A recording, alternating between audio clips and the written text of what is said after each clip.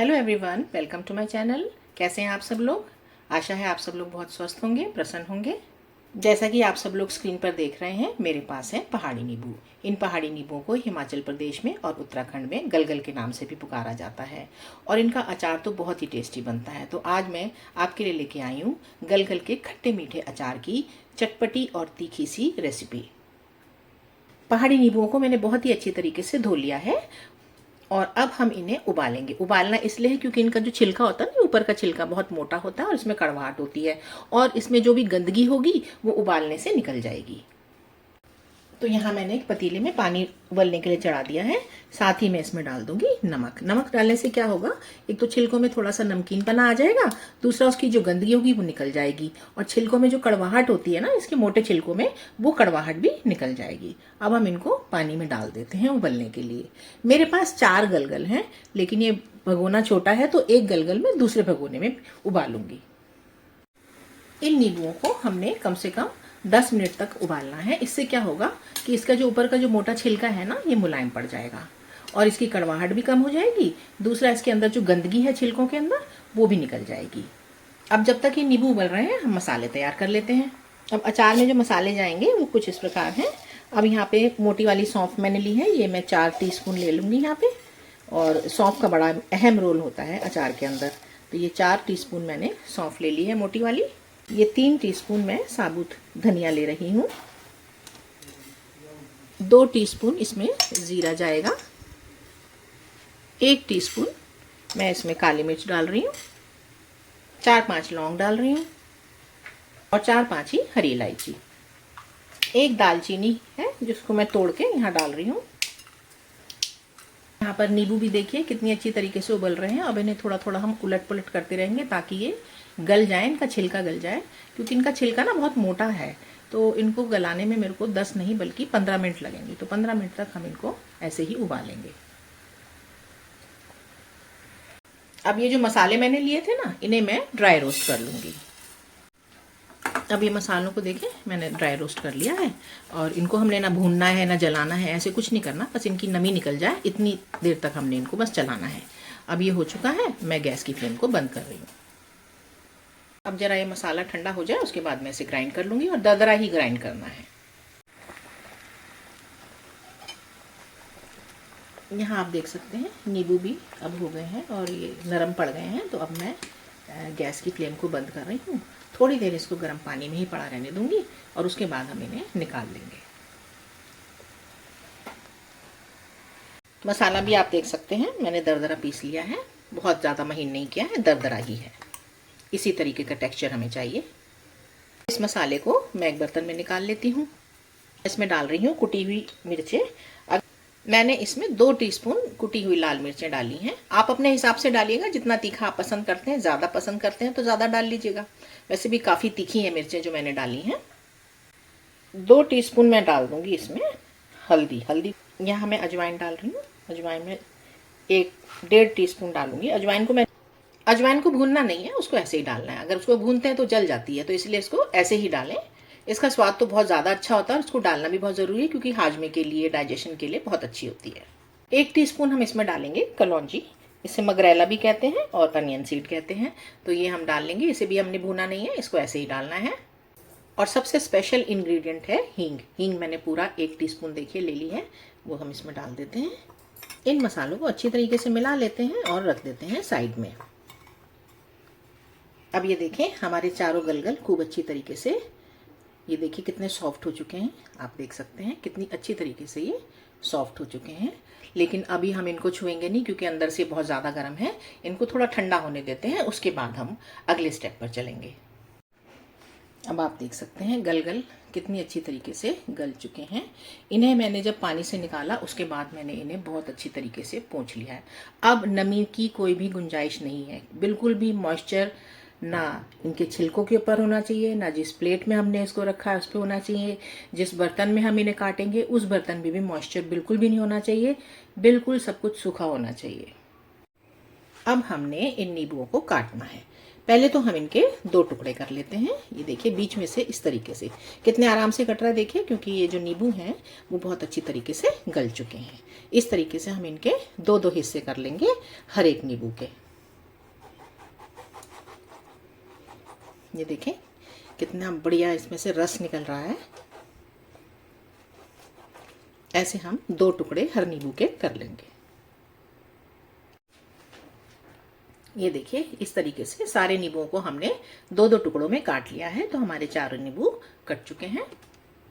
अब एक बर्तन में हमने छलनी बिछा दी है और इनका जो सारा रस है वो हम इसमें निकाल देंगे। इस तरीके से देखिए।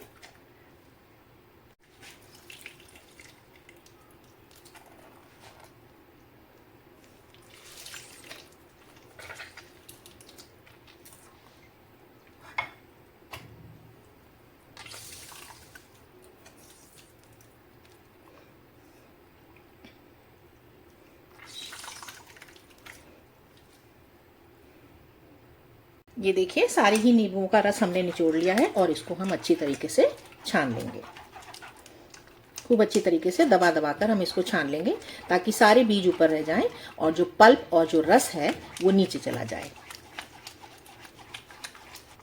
ये आप देख सकते हैं ऊपर बीज ही बीज रह गए हैं और सारा पल्प और रस जो है वो बर्तन के अंदर चला गया है। ये देखिए आप देख सकते हैं सारे जो बीज हैं वो ऊपर रह गए और बाकी जो सारा पल्प था वो बहुत ही अच्छी तरीके से देखिए कितना बढ़िया ये गाढ़ा पल्प जो है हमारा बर्तन में आ गया है। अब हम इसे थोड़ा साइड में रख देते हैं और आगे के स्टेप पे चलते हैं। अब हम इन्हें काट लेंगे। ये देखिए इस तरीके से मैंने काट लिया और हाथ भी ना इसको काटने से पहले बिल्कुल हाथ अच्छे तरीके से धो के अच्छे तरीके से पोंछ के तब इसको काटना है। बहुत छोटे टुकड़े मत कीजिए, बस इतना ठीक है। ये देखिए इस तरीके से इतने बड़े टुकड़े इसके सही है।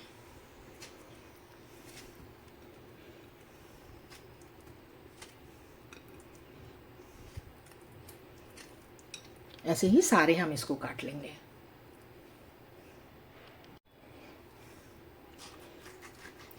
ये देखिए कितने बहुत ही बढ़िया क्वालिटी के नींबू थे। मैं गई थी अभी उत्तराखंड गई थी तो वहाँ से मैं ये खरीद के लाई थी। बहुत ही बढ़िया क्वालिटी के थे तो बस मन में आया कि इनका अचार ज़रूर डालूंगी, इसलिए मैं वहाँ से इनको खरीद के ले आई। ये देखिए इस तरीके से हम इनको काट लेंगे। बहुत छोटे पीस कर देंगे ना तो पकाते समय गल जाएंगे, तो बहुत छोटे पीस नहीं करने, इतने पीस ठीक है। बस एक बात का आप ध्यान रखना है कि मॉइस्चर बिल्कुल ना है। हाथ भी सूखे हो, बर्तन भी सूखा हो, छुरी भी सूखी हो, सब कुछ सूखा होना चाहिए। और काट लें अपने हिसाब से इसको, है ना। मैं तो बहुत छोटे पीस नहीं काट रही, बड़े ही पीस काट रही। देखें ये मैंने सारे के सारे पीसेस काट लिए हैं। यहाँ कोई ज्योमेट्री का एग्जाम तो चल नहीं रहा कि हमने इस साइज़ का काटना था या उस साइज़ का काटना था। जैसा आपका मन करे वैसे काटिए, जितने बड़े आपने काटने हैं उतने बड़े आप काटिए, लेकिन बस छोटे, ज़्यादा छोटे मत करिए, बस इतना ध्यान रखिए। कढ़ाई मैंने चूल्हे पर चढ़ा दी है और इसमें मैं डाल रही हूँ तेल। तेल जाएगा इसमें खुला और सरसों का जाएगा, तो खुला तेल डालेंगे। मैं 3-4 कड़छी इसमें डाल दिए हैं। तेल गरम हो चुका है, अब मैं इसमें लगाऊंगी मेथी का तड़का। गैस की फ्लेम को मैंने बंद कर दिया है और इसमें हम मसाले डाल देंगे ताकि मसाले हमारे जल ना जाएं। मैंने मेथी को मसालों के साथ इसलिए नहीं पीसा था क्योंकि मेथी को अगर मसालों के साथ पीस दो ना तो कड़वापन आ जाता है। मेथी में कड़वाहट होती है ना, तो वैसे हमारे मसाले में कड़वाहट हमें नहीं चाहिए, इसलिए मैंने मेथी को साबुत ही डाला है, उसको तड़के में डाल दिया, मसालों के साथ नहीं पीसा। अब ये जो हमारा पल्प है नींबू का पल्प और रस, वो हम इसमें डाल देते हैं। देखिए थोड़ा सा इनको हम उबालेंगे। बड़ी ही बढ़िया खुशबू मसालों की और नींबू के रस की और नींबू के पल्प की आ रही है।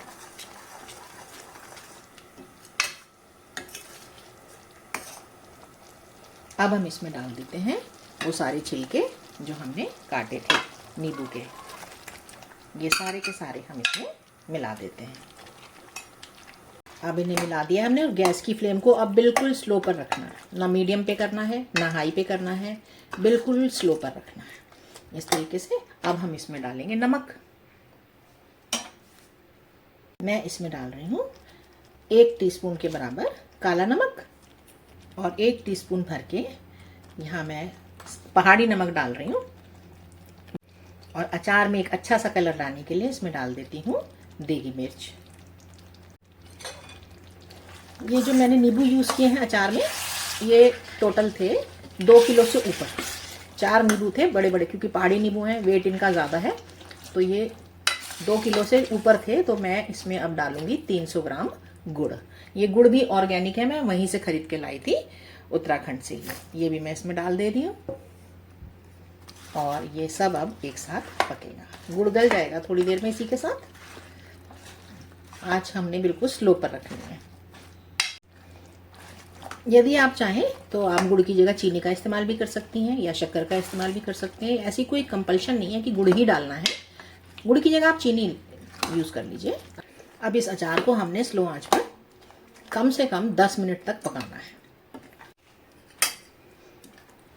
ये अचार सालों साल खराब नहीं होता है, इसको प्रिजर्व करके रख लीजिएगा सूखे बर्तन में। बस मॉइस्चर नहीं होना चाहिए, इतना ध्यान रखना है कि कभी भी इसमें गीला चम्मच नहीं डालना है, मॉइस्चर का इसके आसपास नहीं होना बिल्कुल।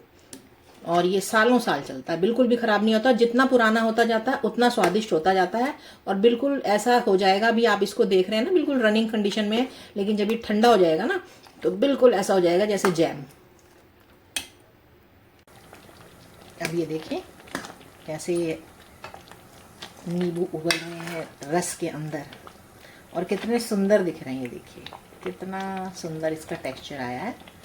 और देखिए चटपटा भी है, तीखा भी है, खट्टा भी है, मीठा भी है और बिल्कुल जैम जैसा स्वाद देगा। और डाइजेशन के लिए तो इतना बढ़िया। और गर्मी के मौसम में और गलगल का अचार, समझ लो पेट की सारी समस्याएं दूर। डाइजेशन के लिए जो जो चीज़ें ज़रूरी हैं वो सब इसके अंदर है। देखिए सौंफ है, अजवाइन है, ज़ीरा है, हींग है, क्या क्या नहीं है इसमें, सब कुछ है इसके अंदर। और ऊपर से जो गलगल है हमारी, जो पहाड़ी नींबू है, उसकी जो तासीर है तो बिल्कुल ही ठंडी होती है। और हमारे जो दिल्ली में अब इतनी ज़्यादा गर्मी पड़ने वाली है कि बेचैन हो जाएंगे, तो बस सुबह सुबह अगर ब्रेकफास्ट में 1-2 फाँक अगर इस गलगल के अचार की खा ली जाए तो पेट में ऐसी ठंडक पड़ जाएगी और किसी भी प्रकार का कोई पेट की समस्या होगी ही नहीं। तो बिल्कुल अपने घर में ये ज़रूर बनाएं। अगर यहाँ पे आपको नींबू अवेलेबल होते हैं पहाड़ी नींबू तो ज़रूर बनाएं। और एक बात और मैं बताना चाहती हूँ कि जिस तरीके से अचार बनाया गया ना, उसी तरीके से हम अपने छोटे नींबुओं का अचार भी बना सकते हैं। वो भी इंस्टेंट बन के तैयार हो जाएगा, उसमें भी ऐसी कोई प्रॉब्लम नहीं है। उसको भी आप बना के इस तरीके से रख सकते हैं। हमारे यहाँ एक वैद जी थे, वो बताया करते थे कि अगर सुबह ब्रेकफास्ट में और दोपहर को लंच में ना अगर नींबू के अचार खा लिया जाए तो बस पेट की ना सारी समस्याएं दूर हो जाती हैं। पेट में अगर ठंडक होगी ना तो कोई प्रॉब्लम ही नहीं होगी। तो सारी जो बीमारियां होती हैं पेट से शुरू होती हैं। पेट अगर आपका ठीक रहेगा तो कोई प्रॉब्लम ही नहीं होगी। तो अब ये हमारा जो नींबू का अचार है पहाड़ी नींबू का, वो तैयार हो चुका है। रस भी इसका गाढ़ा हो चुका है। गुड़ जो इसमें हमने डाला था वो भी बिल्कुल अच्छी तरीके से मेल्ट हो चुका है। खुशबू इसके अंदर से इतनी बढ़िया आ रही है कि तो ये गलगल का अचार अब हमारा बनकर तैयार है। और मैं अब गैस को बंद कर रही हूँ, इसको ठंडा होने देंगे और जब भी ठंडा हो जाएगा तो हम इसको बरनी में भर लेंगे, है ना। बहुत ही स्वादिष्ट अचार बना है और आप भी इसको बनाइए और बनाकर मुझे कमेंट करके ज़रूर बताइए कि जब आपने अचार बनाया तो कैसा बना और कितना स्वादिष्ट आपको लगा। ये वाला तो मुझे बहुत स्वादिष्ट लगा है और आपका भी बहुत ही स्वादिष्ट बनेगा, ऐसा मुझे पूरा यकीन है यदि आपने इसी तरीके से बनाया तो। चलिए अब मैं गैस बंद कर देती हूँ। गैस मैंने बंद कर दी है और अब अचार को हम ठंडा होने देंगे। जब ठंडा हो जाएगा, बिल्कुल ठंडा हो जाए, तब बरनी में इसको भरिएगा। तो बस अब इसको मैं बरनी में ट्रांसफ़र कर लेती हूँ। देख सकते हैं अचार ठंडा हो चुका है और इसका टेक्सचर देखिए कितना ज़्यादा गाढ़ा हो चुका है। और ये देखिए कैसे शहद की तरह इसका रस टपक रहा है, देख रहे हैं आप। ये देखिए बहुत ही उम्दा ये अचार बनकर तैयार हुआ है। तो ये तो आपने देख ही लिया कि इस अचार को बनाना कितना आसान है और कितना स्वादिष्ट है। ये तो तब पता लगेगा जब आप इसे खुद बनाकर खाएंगे। अगर इस तरीके का नींबू अवेलेबल है तो ठीक है, नहीं तो जो हमारे छोटे नींबू होते हैं ना, उससे भी इस विधि से अचार बनाया जा सकता है। तो बस झटपट से जाइए और बनाइए। यदि आपको मेरी रेसिपी पसंद आई तो कृपया मेरे चैनल को सब्सक्राइब करें, वीडियो को लाइक ज़रूर कर दिया करें और अपने फ्रेंड्स और रिलेटिव्स को भी शेयर कीजिए ताकि वो भी इस रेसिपी का फ़ायदा उठा सकें। बेल आइकन को दबाना बिल्कुल भी ना भूलें ताकि मेरी अगली रेसिपी का नोटिफिकेशन आप तक सबसे पहले पहुंचे। और जो मेरे चैनल पर नए हैं उनसे निवेदन है कि कृपया मेरे चैनल को सब्सक्राइब कर लीजिए। अचार को मैंने बर्नी में ट्रांसफ़र कर लिया है। बस आपसे रिक्वेस्ट है कि इसमें सूखा चम्मच डालें, हमेशा गीला चम्मच ना डालें और हाथ भी ना डालें। बस इसको इस तरह से अगर प्रिजर्व करके रखेंगे तो सालों साल खराब नहीं होगा। इस अचार को 1 हफ्ते आप बाहर ही रखें, उसको फ्रिज में ना रखें। जब 1 हफ्ते के बाद ये और ज़्यादा सेट हो जाएगा, और ज़्यादा इसमें स्वाद इनहेंस हो जाएगा, मसालों का स्वाद इनहेंस हो जाएगा, तो उसके बाद आप इसको कहीं भी रख सकते हैं। बाहर रखें, फ्रिज में रखें, ये बिल्कुल भी ख़राब होने वाला नहीं है। कस के इसका ढक्कन लगा दीजिए और हमारा अचार है तैयार। तो बस इस अचार को बनाएं, खुद भी खाएं, दूसरों को भी खिलाएं, मेहमानों को खिलाएं, अपने बच्चों को खिलाएं। ऐसी अन्य रेसिपीज़ के साथ आपसे फिर मुलाकात होगी। तब तक के लिए आप सब अपना बहुत ख्याल रखें, स्वस्थ रहें, प्रसन्न रहें। God bless you all. Bye bye.